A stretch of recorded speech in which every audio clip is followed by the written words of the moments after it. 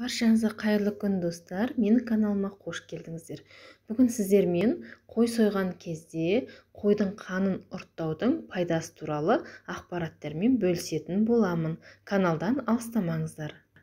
Ең бірінші, қойды бауыздаған сәтте қолымызға кесемізді алып, тез қанды ұрттау керек. Қан бірнеше секундтың ішінде аузымызда ұйып қалады. Сол кезде жаңадан басқа қанды ұрттай отырып, бір кесе қанды тауысқаныңыз өте жақсы болады. Бұл қанды ұрттау біздің тісіміз үшін өте пайдалы болып табылады. Ең бірінші, суық өткеннен пайда болатын тіс ауруының алдын алады. Яғни күзде және қыста көбірек қан ұрттасаңыз, тіс ауруының болдырмауына себепкер боласыз. Екіншіден, тісіміздің эмалінің жақсы сақталуына көмектессе, үшіншіден, тісіміздегі қан құрттың болмауына көмектеседі. Бір ескеретін жағдай, қан ұрттаған кезде қанның әсері ұзағырақ болу үшін ауызды сумен шаюға болмайды.